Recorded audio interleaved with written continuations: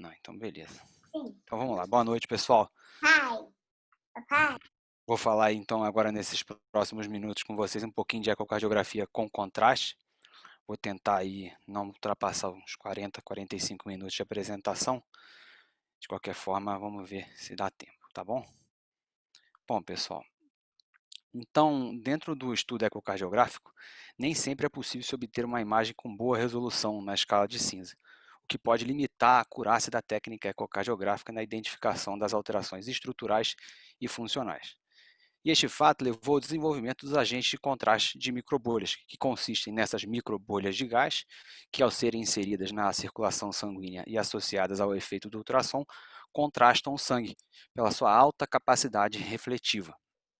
Certo? E por uma feliz coincidência, né, da natureza, a frequência de ressonância das microbolhas é a mesma que a utilizada na ultrassonografia para fins diagnósticos. Ou seja, ao serem atingidas por uma onda sonora, a microbolha vai refletir a frequência fundamental, que consiste naquela emitida pelo transdutor, assim como nas frequências múltiplas da frequência fundamental, que são nessas ondas na parte inferior da imagem à esquerda aqui do vídeo, apontado pela seta, que consiste nas frequências harmônicas. E a primeira descrição dos agentes de contraste ecocardiográficos foi feita no final da década de 60, por volta de 1968, e foi baseada no conceito da agitação manual na solução salina, criando uma interface entre sangue e gás e permitindo a contrastação do sangue dentro do coração. Entretanto, pelo tamanho dessas microbolhas de ar ser muito grande, elas não passavam a barreira capilar pulmonar, contrastando apenas as câmaras esquerdas. Neste sentido, elas foram utilizadas para a detecção dos shunts intracardíacos congênitos e adquiridos, e aqui um exemplo na imagem à esquerda inferior do vídeo, num forame oval patente, a passagem de microbolha através deste forame oval patente. Entretanto, os esforços maiores foram destinados nas décadas seguintes para realmente diminuir o tamanho dessas microbolhas de forma que elas ultrapassassem a barreira capilar pulmonar. O tamanho, então, deveria ser menor que 10 micrômetros, o diâmetro ali do capilar pulmonar. Então, pelo processo de sonificação, isso foi alcançado. E em 1984, o Dr. Feinstein e colaboradores conseguiram, através da infusão venosa de uma solução de albumina sonificada, infundir essa solução por via venosa periférica e contrastar as câmaras esquerdas de um paciente. Entretanto, a estabilidade dessas microbolhas era muito pequena, pela alta pressão intravascular, e rapidamente elas colapsaram. Em seguida, os avanços na pesquisa envolvendo os agentes de contraste progrediram, sobretudo, na estabilidade dessas microbolhas. Já os agentes de contraste de segunda geração, eles trouxeram como grande vantagem a maior estabilidade da microbolha, que persistia mais tempo dentro da circulação, possibilitando maior tempo de contrastação. Como podemos observar aqui esta imagem à direita do vídeo, uma alteração segmentar importante do ventrículo esquerdo, sendo bem observada pela contrastação adequada e opacificação da cavidade ventricular esquerda pelo agente de contraste de segunda geração, que são os atualmente disponíveis comercialmente. Então, os agentes de primeira geração eram compostos por gases difusíveis e solúveis, como o oxigênio, e tinham uma camada, uma capa externa mais grossa e impermeável. Já os agentes de segunda geração são compostos por gases não difusíveis e insolúveis, com alto peso molecular, como os gases perfluorocarbonatos, e são compostos também por uma capa externa, uma cápsula fina e permeável. Essas características conferem uma maior estabilidade a esta geração de agentes de contraste, que refletem uma maior persistência na circulação. Então, assim, os agentes de contraste de segunda geração eles trazem como grande vantagem, como falado anteriormente, uma maior resistência à onda do ultrassom, levando uma maior persistência na circulação, com maior tempo disponível para a realização dos exames, permanecendo aí em torno de 5 a 6 minutos na circulação. Dessa forma, as microbolhas de segunda geração atualmente disponíveis comercialmente são estruturas inertes que se agregam e permanecem dentro do espaço intravascular, apresentando uma cinética muito semelhante à das hemácias, com menos da metade do tamanho dessas hemácias, o que permite, como falado anteriormente, que elas ultrapassem a barreira pulmonar e venham a contrastar as câmaras esquerdas. Elas têm eliminação predominantemente pulmonar, com uma meia-vida de 10 a 12 minutos, e dos três principais agentes de contraste disponíveis comercialmente, no Brasil nós temos apenas o Sonovil. E o sinal obtido a partir dos agentes de contraste ele é dependente, sobretudo, do índice mecânico do ultrassom transmitido. que é o índice mecânico, né, pessoal? O índice mecânico ele é diretamente relacionado ao pico de pressão negativa e inversamente relacionado à raiz quadrada da frequência transmitida. De forma mais simplificada, ele vai representar a intensidade da energia ultrassônica ou a potência acústica aplicada. Então, o índice mecânico muito baixo é aquele considerado com valor menor que 0,2, baixo menor que 0,3, intermediário entre 0,3 e 0,5 e alto maior do que 0,5. A gente consegue identificar o índice mecânico sempre nesse canto superior do monitor do ecocardiógrafo. O que são os flashes? Os flashes vão ser impulsos curtos com índice mecânico bem alto, entre 0,8 e 1,2, que são utilizados para limpar o miocárdio, ou seja, destruir todo o agente de contraste que está dentro do miocárdio e permitir, assim, a avaliação subsequente do preenchimento miocárdico com contraste, que vai ser abordado nesta aula um pouco mais à frente, mas consiste no estudo da perfusão.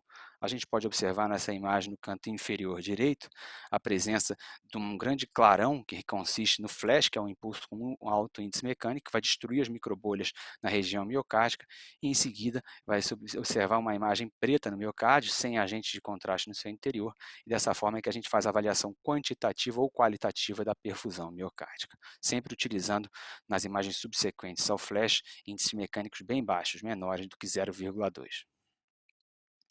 Então, pessoal, com índice mecânico muito baixo, menor que 0,2 ou baixo, menor que 0,3, as microbolhas elas começam a ressoar de forma assimétrica, elas oscilam de forma assimétrica, visto que a fase de expansão ela é muito maior que a fase de compressão. E assim geram um sinal acústico de natureza não linear, produzindo essas frequências harmônicas. A vantagem da gente utilizar índices mecânicos muito baixos, menor que 0,2, comparado com índices mecânicos apenas baixos, menor que 0,3, é uma particularidade técnica, mas que traz vantagem, porque utilizando índices mecânicos muito baixos, menores do que 0,2, a gente consegue um melhor cancelamento dos tecidos adjacentes e uma melhor relação entre sinal e ruído, que consiste na sensibilidade de detectar os agentes de contraste dentro da cavidade. E com isso a gente alcança uma boa resolução, tanto espacial quanto temporal, permitindo a avaliação concomitante, tanto da perfusão miocárdica, quanto a avaliação da motilidade parietal pela opacificação ventricular esquerda. Já índices mecânicos intermediários e índices mecânicos altos, sobretudo os índices mecânicos acima de 0,8, vão levar uma movimentação caótica dessas microbolhas, que vão apresentar expansão e retrações bem intensas, vindo a implodir e perdendo a sua capacidade refletiva, a sua capacidade diagnóstica. Desta forma, para fins diagnósticos, índices mecânicos acima de 0,3 não devem ser utilizados. Das aplicações clínicas e potenciais aplicações da ecocardiografia de contraste, contrastada, a gente encontra uma melhor definição das bordas endocárdicas, um melhor sinal Doppler, ou seja, melhorar o sinal Doppler, o estudo da perfusão miocárdica e uma potencial aplicação, o uso terapêutico da ecocardiografia contrastada com algumas particularidades que a gente vai abordar na fase final da aula. A saga da ecocardiografia contrastada no Brasil ela é marcada pelo seu início em 1998 com o Levovic e passou depois pela fase onde a gente tinha o Definitive Optizone entre 2006 e 2010. Vivemos um hiato sem a presença do contraste por 4 anos, entre 2010 e 2014, quando entrou no mercado o Sonovil, que hoje consiste no único agente de contraste disponível comercialmente no Brasil. Abordando um pouco agora da diretriz de 2018 sobre as aplicações clínicas dos agentes de contraste, publicada pela Sociedade Americana de Ecocardiografia, ela traz que a única forma de utilização dos agentes de contraste ecocardiográficos aprovada na doença cardiovascular é destinada à opacificação ventricular esquerda. Entretanto, tendo como suporte as evidências científicas atuais, a diretriz recomenda outras aplicações não padronizadas, como o estudo da perfusão miocárdica, o uso pediátrico e vascular, assim como seu uso durante a ecocardiografia sob estresse. Em relação aos eventos adversos, são raros. Este estudo aqui reflete a realidade e as arritmias supraventriculares nesta série ocorreram entre 0,1 e 0,5% dos estudos, arritmias ventriculares entre 0,02 e 0,2, cefaleia 5,3%, dorsalgia 0,5%, tontura 7,4% e hipersensibilidade, sobretudo hipersensibilidade cutânea em 0,44%. Esse estudo foi feito com Sonovil. A gente sabe que, apenas para fins didáticos, a dorsalgia ela é muito mais frequente quando a gente usa o Definit em relação aos outros agentes de contraste. Mas no Brasil a gente tem apenas o Sonovil, que apresenta uma taxa baixa de dorsalgia de 0,5%. A maioria desses eventos adversos são autolimitados, não havendo a necessidade de a gente fazer nenhuma intervenção. Este outro estudo, também publicado em 2008, trouxe esse quadro bem ilustrativo em que ele compara o procedimento, os eventos adversos maiores e a frequência com que eles ocorrem, né, o risco com que eles ocorram. Chama atenção quando a gente compara os agentes de contraste ultrassonográficos com os agentes de contraste iodados. Né? Os agentes de contraste ultrassonográficos, a reação anafilática ocorre em 1 a cada 17 mil estudos e uma reação alérgica fatal em 1 para cada 500 mil estudos. Já as reações adversas maiores nos agentes de contraste iodados com baixa osmolaridade de 1 para 500, com alta osmolaridade 1 para 5.000, taxas bem maiores do que os agentes de contraste ultrassonográfico, mostrando a segurança realmente dos agentes de contraste ultrassonográficos. Os outros procedimentos já são de conhecimento nosso, a sua frequência de ocorrência relacionadas às complicações, como o eco sob estresse com dobutamina e o ecocardiograma transesofágico. Em relação à segurança, o uso em crianças maiores de 5 anos e adolescentes parece seguro para o realce do sinal Doppler e avaliação da motilidade parietal nos ventrículos direito e esquerdo, uma indicação classe 2A com nível de evidência B, onde não foram utilizados estudos randomizados. O uso é seguro em crianças e adultos com forame oval patente e pequenos shunts direita e esquerda. Entretanto, estudos mais robustos são necessários para avaliar sua segurança nos shunts direita e esquerda maiores. O uso é seguro em pacientes com hipertensão arterial pulmonar, assim como nas síndromes coronarianas agudas, ambas já foram contraindicações para o uso de agente de contraste ecocardiográfico, indicação aí classe 1, nível de evidência B. Ele é contraindicado nos pacientes com alergia conhecida aos componentes dos agentes de contraste e não há dados relacionados com a segurança do uso em gestantes e crianças menores de 5 anos. E desta forma, o uso de agentes de contraste não é recomendado nestes grupos de pacientes. Por último, assim como no ecocardiograma transesofágico e no ecocardiograma sob estresse, a unidade deve estar devidamente equipada para eventuais complicações maiores e contar com profissionais capacitados para lidar com tais situações. Ainda dentro da diretriz de 2018, publicada pelo ACE, o uso de contraste é indicado quando dois segmentos contíguos ou mais não são visualizados, visto que sua utilização possibilita maior precisão na determinação da função ventricular esquerda. Aqui vale ressaltar que a diretriz reforça que cada país deve respeitar as políticas sanitárias que vão direcionar o uso ou a não permissão do uso do agente de contraste para determinadas situações. No Brasil está permitido apenas o uso dos agentes de contraste para contrastação, para a opacificação da cavidade ventricular esquerda, não sendo formalmente permitido o estudo da perfusão, mas é feito de forma não padronizada, visto que não infere em riscos maiores para os pacientes, como a própria diretriz aborda.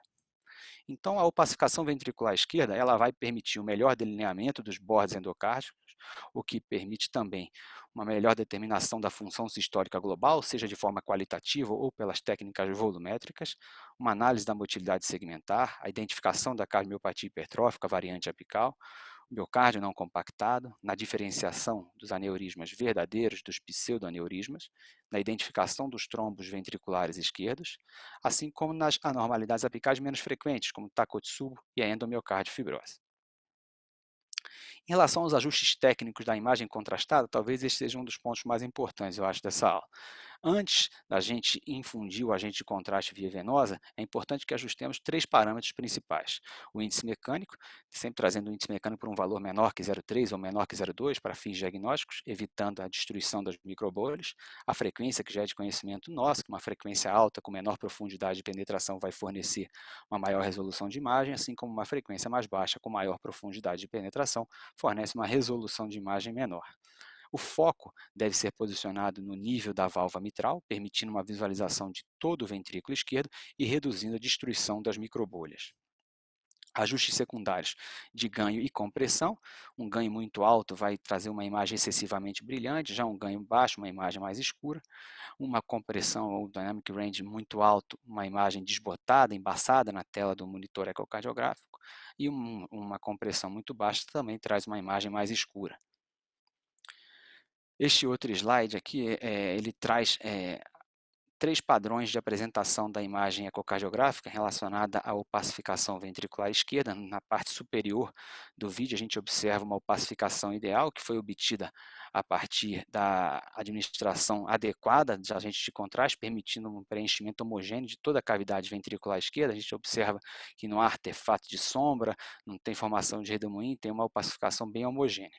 Já na imagem central, a gente observa uma sombra bem grande, obstruindo todo o campo médio distal das estruturas cardíacas, uma atenuação desta imagem contrastada. Como causa, a gente tem uma taxa de administração muito rápida e, como correção, devemos aguardar a dissipação deste contraste, utilizar taxas de infusão mais lenta ou diminuir a dose de infusão.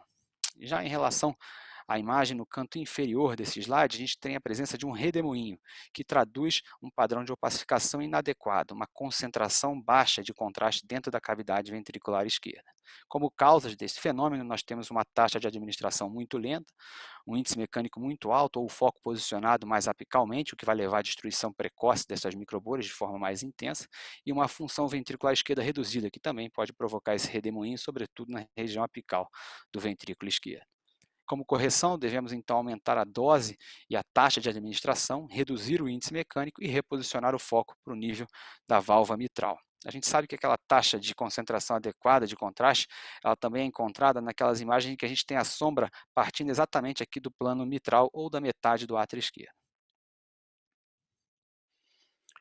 Então, dentro das aplicações oriundas da opacificação ventricular esquerda, temos o melhor delineamento dos bordos endocárdicos e, de acordo com as últimas recomendações para a quantificação das câmaras cardíacas, a gente sabe que o método volumétrico deve ser preferido para o cálculo da fração de ejeção do ventrículo esquerdo. O tracejamento deve ser feito na transição da porção compactada com a cavidade ventricular esquerda. Então, nas imagens superiores, aqui num plano apical de 4 câmaras na diástole e na sístole, temos um volume diastólico de 305 e um volume sistólico de 245 mililitros. Já na mesma imagem, no mesmo frame, só que não no mesmo frame, no mesmo paciente, uma imagem contrastada, nós encontramos um volume diastólico de 393 e um volume sistólico de 308. Ambos os volumes maiores do que da imagem contrastada em relação à imagem não contrastada, e isso é uma consequência da melhor visualização do bordo endocárdico, possibilitando um delineamento mais preciso. Esses volumes maiores obtidos com a imagem contrastada se aproximam muito dos valores obtidos com a ressonância magnética cardíaca, que é considerada uma técnica bem acurada para avaliação dos volumes ventriculares. E neste estudo liderado pelo Dr. William Zogby, 32 pacientes consecutivos com janelas limitadas foram avaliados de 4 formas. 3 imagens transtorácicas, em azul nós temos a imagem fundamental, em rosa a imagem harmônica, em verde a imagem contrastada e em vermelho a técnica transesofágica. A visualização classificada como excelente ou adequada foi encontrada em 13% dos pacientes com a imagem fundamental, em 34% dos pacientes com a imagem harmônica e de forma semelhante entre a imagem contrastada e a técnica transesofágica, em 87% dos pacientes com a ecocardiografia contrastada e 90% pela técnica transesofágica, sem diferença entre esses grupos. E esta superioridade da imagem contrastada e da técnica transesofágica também foi observada na avaliação da interpretação da motilidade parietal, onde podemos observar taxas maiores com a imagem contrastada e com a imagem e pela técnica transesofágica. Neste mesmo estudo, utilizando o ecocardiograma transesofágico como padrão ouro, a sensibilidade e a especificidade na detecção de qualquer anormalidade contrátil foi apresentada neste gráfico que podemos observar. Então, a, a, a circunferência vermelha identifica uma maior sensibilidade à ecocardiografia contrastada em relação à imagem fundamental e à harmônica, sendo que a especificidade foi semelhante entre a imagem com harmônica e a imagem contrastada, ao redor de 75%. Já neste outro estudo, uma coorte prospectiva envolvendo 632 estudos ecocardiográficos consecutivos de pacientes com janelas tecnicamente limitadas, em vermelho à esquerda, nós podemos observar um aumento significativo no número de segmentos do ventrículo esquerdo visualizados após a administração de agentes de contraste comparado com as imagens não contrastadas em azul, nos diferentes cenários. Aqui, pacientes internados, pacientes em unidade de terapia intensiva, pacientes no centro cirúrgico, pacientes externos, e esta vantagem, essa superioridade, ou seja, essa melhora no número de segmentos também foi observada na detecção de anormalidade da contração segmentar, já no quadro à direita, onde observamos também em vermelho as imagens contrastadas nos mesmos cenários que falamos anteriormente no quadro à esquerda, com uma melhor visualização desses segmentos anormais, seja nos pacientes internados em UTI, centro cirúrgico ou nos pacientes externos.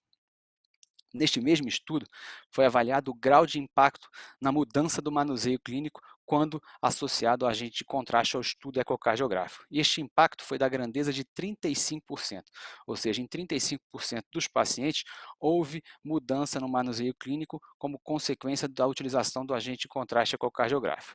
E esse impacto foi consequente, foi considerado quando houve mudança nas medicações que foram oferecidas ao paciente ou pelo fato de evitar-se a indicação de um exame invasivo, como um ecocardiograma transesofágico ou uma técnica que envolvesse exposição à radiação. E, além disso, esse resultado foi associado a uma redução de custo de US$ 122 por paciente, mostrando aqui a custo-efetividade dos agentes de contraste nos diversos cenários, sobretudo, de forma surpreendente, nos pacientes internados. Agora vamos começar com a parte de exemplos em relação à pacificação ventricular esquerda, de forma a ilustrar um pouco do que a gente abordou mais conceitualmente. Então, nesta imagem não contrastada à esquerda, observamos uma dificuldade em avaliar a região apical do ventrículo esquerdo, sabemos que é um plano apical de 4 câmaras, e quando associado ao agente de contraste de microbolhas e ocorre a completa opacificação do ventrículo esquerdo, podemos observar uma importante discinesia da região apical. Neste outro exame, uma imagem bem frequentemente encontrada por nós à beira do leito, sobretudo nas unidades de terapia intensiva, naqueles pacientes restritos, invadidos, que temos poucos espaços, poucas janelas para acessar, e nos é solicitado, por exemplo, a avaliação da função ventricular desses pacientes. Na imagem não contrastada, uma imagem limitada, onde não podemos avaliar com precisão o ventrículo esquerdo. E, após a opacificação ventricular esquerda com agente de contraste, observamos que a função global é preservada e, pelo menos no plano apical de 4 câmaras, não há alteração da motilidade segmentar. Neste outro exemplo, nós observamos uma limitada visualização da região apical, mas percebemos que algo de anormal tem nessa região apical do ventrículo esquerdo. E quando associado ao agente de contraste de microbolhas com a completa opacificação ventricular esquerda, diagnosticamos uma cardiomiopatia hipertrófica em sua variante apical, com a hipertrofia, com o aumento da espessura predominante na região apical. Aqui uma endomiocárdio fibrose, já na imagem não contrastada podemos fazer o diagnóstico e identificar a obliteração da região apical para esse conteúdo fibrótico. Percebemos aqui uma imagem mais hiperecogênica, refletindo um grau de fibrose, fibrocalcificação, enfim, dessa região. Mas a imagem contrastada nos traz de forma mais ilustrativa este artefato de sombra acústica, consequente a algum material calcificado nesse processo de obliteração apical, e encontramos também uma contratilidade preservada nessa região acometida por essa obliteração. Temos vantagem também na avaliação do miocárdio não compactado, onde pela opacificação ventricular esquerda esta possibilita uma melhor definição da porção não compactada e da porção compactada, favorecendo um diagnóstico mais acurado pelo ecocardiograma. Sabemos que o ecocardiograma comparado com a ressonância tem uma acurácia bem inferior, mas a imagem contrastada reduz essa diferença entre as técnicas. E aqui talvez uma das principais aplicações da ecocardiografia contrastada quando envolve a opacificação ventricular esquerda, que é na identificação dos trombos apicais do ventrículo esquerdo. Esses vão ser identificados como um defeito de enchimento por ser uma estrutura avascular, ou seja, não há penetração de contraste no trombo. Desta forma, parece como uma imagem negra, que observamos um trombo apical do ventrículo esquerdo céssio. Mas, além disso, a análise da perfusão miocárdica ela permite a diferenciação entre trombos e tumores. A gente vai abordar um pouco mais adiante no estudo da perfusão a avaliação dos tumores cardíacos e vocês vão lembrar desta imagem do trombo apical, que é uma estrutura avascular e fica sempre como uma imagem negativa. A ressonância magnética vai ser reservada para aqueles casos em que a ecocardiografia contrastada não for conclusiva.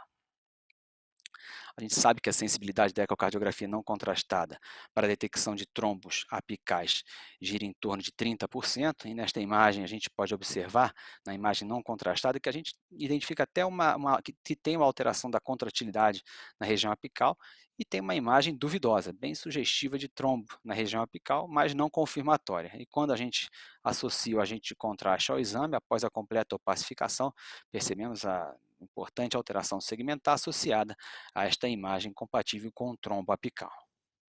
Neste outro caso, na imagem não contrastada, já observamos também que há uma alteração da contratilidade na região apical e uma imagem também sugestiva de trombo na região apical. Mas quando associamos o agente de contraste ecocardiográfico, após a completa opacificação ventricular esquerda, a gente percebe nitidamente que tem a alteração contrátil na região apical, mas não tem o trombo, consistindo em um artefato de campo proximal. Então, a importância aí da ecocardiografia contrastada, pois nem sempre a imagem não contrastada nos dá a resposta. Mais um exemplo em que percebemos a provável presença de um aneurisma na região apical, mas a visualização mais deficitária desta região. E após associação do agente de contraste microbolhas, identificamos bem definido um trombo arredondado nesta região aneurismática da ponta do ventrículo esquerdo. Outra aplicação dos agentes de contraste está no realce do sinal Doppler. Este é útil em adultos e crianças e, sobretudo, em dois cenários: para a detecção mais precisa da velocidade de pico do jato de regurgitação tricúspide, para o cálculo da pressão sistólica da artéria pulmonar, e para a velocidade de pico do jato aórtico na estenose aórtica. Em ambos os cenários, a gente sempre deve reduzir o ganho para evitar o ruído das microbolhas, que aí gera um artefato que mais atrapalha do que facilita ou nos auxilia. Tá, a associação do contraste nesse cenário. Então, sempre trazer o ganho mais para baixo. A imagem à esquerda aqui, de forma mais ilustrativa, já era possível identificar a velocidade do jato de regurgitação tricúspide em 2,5 metros por segundo e com a imagem contrastada vai para 3,35. Em relação à avaliação da perfusão miocárdica, pessoal, apesar da imagem de perfusão miocárdica não ser uma indicação formal para o uso de contraste de microbolhas, esta técnica aqui utiliza imagens com baixos índices mecânicos, na verdade aqui são índices mecânicos muito baixos, né? Menor que 0,2. Já foi utilizada em vários estudos clínicos, melhorando a detecção e a quantificação da doença arterial coronariana, além de auxiliar na avaliação dos tumores cardíacos. Então, o processo técnico de avaliação da perfusão, ele parte primeiro, na imagem à esquerda aqui, que a gente vem com uma imagem com baixo índice mecânico, que estaria aqui onde eu estou colocando a seta, e nós disparamos o flash, que é aquele impulso com alto índice mecânico, entre 0,8 e 1,2, vai gerar esse clarão, destruindo todas as microbolhas presentes, tanto na cavidade ventricular quanto no miocárdio, mas nos importa aqui o miocárdio. A imagem seguinte, pós-flash, é uma imagem com índice mecânico muito baixo, menor que 0,2, nós vamos observar o miocárdio todo preto, porque toda a carga de microbolhas de agente de contraste foi destruída. Né? Quando a gente observa esse miocárdio todo preto, em seguida a gente vai observar o quê? O repreenchimento, o tempo de repreenchimento de forma qualitativa e o grau de repreenchimento, ou também podemos observar, estudar a perfusão de forma quantitativa por softwares dedicados que irão trazer scores e classificar essa perfusão de forma quantitativa também. De forma qualitativa, acaba sendo muito semelhante àquele score de motilidade parietal, se faz um score de perfusão baseado no tempo de repreenchimento. Em relação aos tumores cardíacos, diferente dos trombos, eles não são estruturas avasculares, né? Eles têm um grau de vascularização variada. Os tumores benignos, no seu interior, têm uma vascularização muito semelhante à do miocárdio. Dessa forma, até de forma qualitativa, a gente pode usar essa comparação para identificar se a perfusão dessa massa ela é uma perfusão aumentada, uma vascularização aumentada ou não. Aqui, na imagem à esquerda, apontada pelo cursor do mouse, a gente observa que a perfusão desta massa, apesar da localização já favorecer o diagnóstico de um mixoma, mas a perfusão ela é muito semelhante à do miocárdio ventricular, então compatível com uma massa benigna. Já na imagem à direita do vídeo, a gente observa uma hipervascularização, consequente, a gente observa uma perfusão bem aumentada no interior dessa massa, maior do que a perfusão do miocárdio, de forma qualitativa, e essas regiões de hipervascularização, elas são entremeadas por zonas pretas, onde não há presença de perfusão, que elas correspondem a áreas de necrose, mais uma característica dos tumores malignos. E utilizando a técnica com índice mecânico muito baixo, é possível a avaliação concomitante da motilidade parietal e da perfusão no mesmo momento. A gente observa na imagem à esquerda aqui do vídeo uma limitação na visualização da região apical do ventrículo esquerdo, tentando dar até para sugerir que tem uma alteração contrátil. Já na imagem direita, contrastado com índice mecânico muito baixo, permite opacificação ventricular esquerda numa taxa de opacificação adequada. A gente observa que a sombra começa aqui na região do plano valvar mitral, refletindo uma boa opacificação. Identificamos uma alteração extensa da contratilidade, mais acentuada na região apical, associada a um defeito de perfusão marcado pela essa imagem preta no miocárdio, que reflete a ausência de contraste na região miocárdica. Um defeito de perfusão extensa.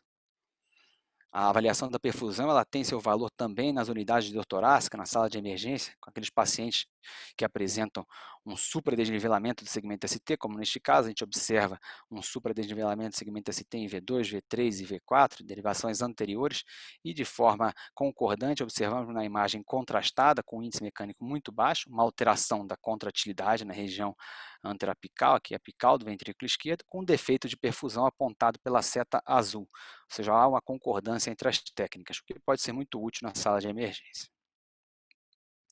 Talvez esse seja um dos slides também mais interessantes da aula, de forma didática, pois ele nos permite, de forma conjugada, avaliar a contratilidade e a perfusão em diferentes momentos, né? Na imagem à esquerda aqui, um padrão normal, onde após a opacificação do ventrículo esquerdo, observamos também, além da contratilidade normal do ventrículo esquerdo, uma perfusão normal, de forma homogênea, distribuída em todo o miocárdio. Vocês podem observar. Já na imagem central, observamos um infarto agudo do miocárdio, onde a mesma imagem do slide anterior, observamos uma alteração contrátil na região apical associada a um defeito de perfusão.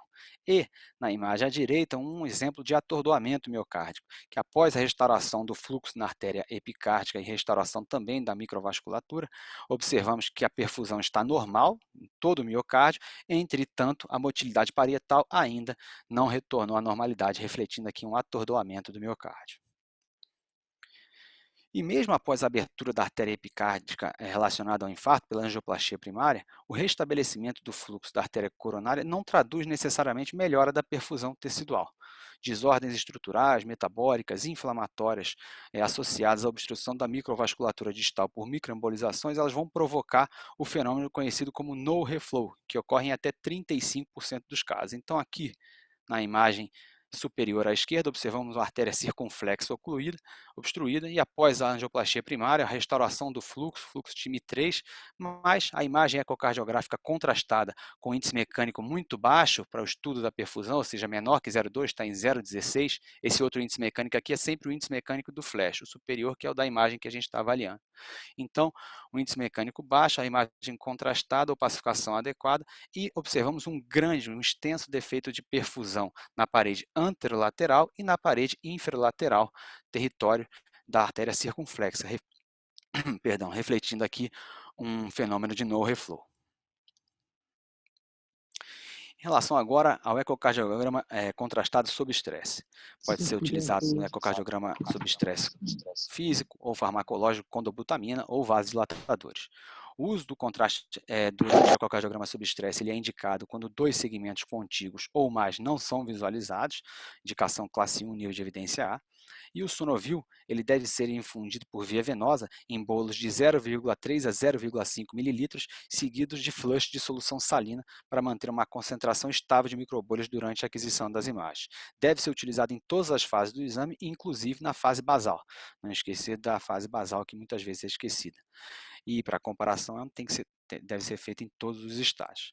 A imagem apical de 3 câmaras pode substituir a imagem paraesternal de eixo longo para evitar aquele artefato de sombra acústica que ocorre no plano paraesternal eixo longo, quando a opacificação do ventrículo direito gera uma sombra sobre o ventrículo esquerdo, então pode se substituir o paraesternal eixo longo pelo plano apical de 3 câmaras. Em relação aqui ao Sonovil, pessoal, apenas uma observação. A taxa de infusão dele em estudos que não são sob estresse também vai em bolos de 0,3 a 0,5 ml, seguidos por um flush de 5 a 10 ml de solução salina. Tá bom? É a mesma forma de infusão. Este estudo aqui me chamou a atenção até pelo autor que liderou o estudo, né? Foi um estudo prospectivo e randomizado, liderado pelo Dr. Juan Carlos Plana, muito famoso pelos estudos em cardiotoxicidade, mas neste caso aqui ele liderou um estudo que avaliou o impacto do contraste durante o ecocardiograma sob estresse com dobutamina. Né? E foi interessante que os pacientes eles foram avaliados para o diagnóstico de doença arterial coronariana e foram submetidos a um ecocardiograma sob estresse com dobutamina 2 vezes. Cada paciente foi submetido a 2 exames em uma ordem randomizada, com intervalo maior que 4 horas entre os 2 exames, um com contraste e um sem contraste. Bem surpreendente, né? Mas foi dessa forma. E a angiografia coronária foi o padrão ouro para comparação. Esse estudo é um trial famoso, chama Optimize Trial, E realmente ele foi surpreendente pelo fato do paciente ser submetido no mesmo dia a 2 estudos ecocardiográficos sob estresse com dobutamina, um com e um sem contraste. Então, em amarelo, a gente observa as imagens contrastadas, onde o número de segmentos, o percentual de segmentos visualizados foi maior, tanto no repouso quanto no pico do estresse, em relação à imagem não contrastada em laranja. E o número de, assim, o número de segmentos que puderam ser avaliados com um score de confiança alto foi muito superior nos pacientes que receberam contraste, 74% dos pacientes receberam contraste contra 36% apenas dos pacientes que não receberam contraste durante o ecocardiograma sob estresse com dobutamina. A melhora na visualização dos segmentos ocorreu em todos os planos, mas foi mais acentuada a melhora nos planos apicais, como esperado também. E quando comparado com a angiografia coronária, para avaliar a acurácia na detecção de isquemia, o ecocardiograma sob estresse contrastado mostrou superioridade em relação ao ecocardiograma sob estresse não contrastado. Aqui apenas para exemplificar um ecocardiograma sob estresse contrastado, temos então um plano apical de 4 câmaras nesta imagem à esquerda e um plano apical de 2 câmaras na imagem à direita. Nas fases de repouso, dose baixa, pico e naquele metoprolol feito de forma precoce no pico do estudo.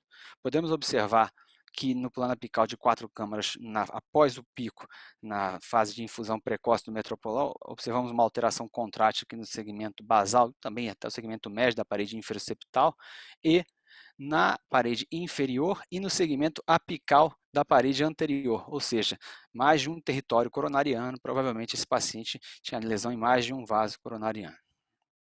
Aqui um outro exemplo do ecocardiograma sob estresse em que foi utilizado o agente de contraste, na imagem basal, uma perfusão adequada, uma contratilidade adequada, opacificação homogênea do ventrículo esquerdo, e no pico a gente pode observar uma alteração importante, uma discinesia da região apical associada a um defeito de perfusão, que não foi nem o foco do estudo, mas há um defeito de perfusão, uma imagem preta na região apical, bem diferente da presença do contraste nesta região septal aqui do ventrículo esquerdo. Então, pessoal, já na fase final agora da nossa aula, em relação ao papel do índice mecânico no funcionamento das microbolhas, como falado anteriormente, os índices mecânicos mais baixos, menores que 0,2, menores que 0,3, vão ter fins diagnósticos, vão ser utilizados para fins diagnósticos. E quando a gente utiliza um índice mecânico muito alto, acima de 0,8, a gente vai perder a propriedade refletiva das microbolhas, perder sua propriedade diagnóstica. Entretanto, já há alguns anos, alguns autores vêm buscando algumas propriedades de utilização do ultrassom com esses índices mecânicos mais altos. E chegou-se à conclusão que eles têm algumas propriedades terapêuticas. Uma das propriedades terapêuticas é a sonotrombólise. A sonotrombólise, pessoal, é definida como a utilização terapêutica do ultrassom transtorácico com baixa frequência e pulsos com alta energia, ou seja, alto índice mecânico, de forma isolada ou associada aos agentes de contraste ecocardiográficos. E ela é destinada à resolução dos trombos vasculares. O mecanismo proposto para explicar como que o ultrassom destrói o trombo é induzindo cavitação. Esse fenômeno ele consiste na geração ultrassônica de microcavidades com gás através de forças mecânicas de expansão e de retração caóticas, como falado no início dessa aula, e dessa forma esses eventos levam às forças de cisilhamento que vão perturbar o meio com potencial de romper os trombos, sobretudo se associado aos agentes de contraste de microbolha. Então, nesta imagem aqui, a gente observa um modelo microscópico trombótico em que foram inseridas algumas microbolhas de contraste. E quando o ultrassom terapêutico é acionado, o modo ON, as microbolhas começam a apresentar um aspecto de movimentação bem caótica, resolvendo parcialmente este trombo. E quando o processo é desligado, ou seja, o ultrassom terapêutico é desligado, o processo cessa. Está aqui exemplificando a sonotrombólise in vitro. Neste outro slide, deixa eu só ver porque que não está rodando. Neste outro slide, a gente tem um estudo em vivo, em que foram avaliados 12 cães com modelos trombóticos oclusivos femorais e foram divididos em 3 grupos. O primeiro grupo recebeu apenas ultrassom terapêutico com alto índice mecânico, O segundo grupo recebeu ultrassom terapêutico associado a agente de contraste de microbolha, e o terceiro grupo, que foi representado em amarelo, recebeu ultrassom terapêutico associado à microbolha, mas a aplicação desse ultrassom terapêutico ele foi guiado pelo ultrassom diagnóstico com baixo índice mecânico. Então, na imagem aqui abaixo apontada pelo cursor, a gente observa uma imagem com baixo índice mecânico, onde observamos a presença de contraste dentro do modelo trombótico, mas em uma quantidade muito pequena, com o modelo trombótico bem organizado. E à medida que nós aplicamos o ultrassom terapêutico, depois de ser guiado pelo ultrassom diagnóstico, nós observamos uma resolução gradual desta carga trombótica. E o interessante foi que, após 30 minutos, tanto no grupo que recebeu apenas ultrassom terapêutico, como no grupo que recebeu ultrassom terapêutico associado ao agente de contraste, não havia patência arterial. Mas no grupo que recebeu ultrassom terapêutico guiado pelo ultrassom diagnóstico associado aos agentes de contraste, houve uma taxa de patência de 58%.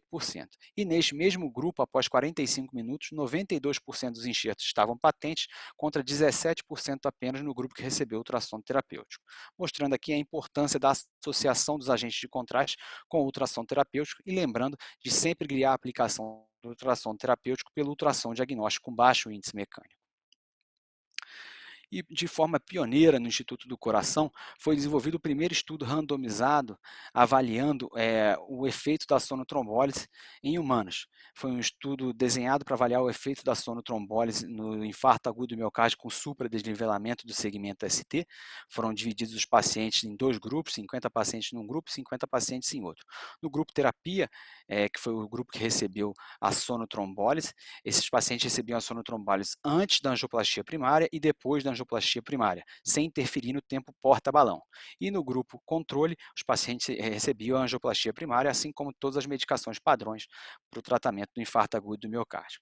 E o que chama a atenção é que na angiografia coronária pré-angioplastia, 48% das artérias relacionadas ao infarto agudo do miocárdio estavam pérvias, contra 20% no grupo terapia, contra 20% das artérias coronárias relacionadas ao infarto no grupo controle. Isso na angiografia coronária antes da angioplastia primária.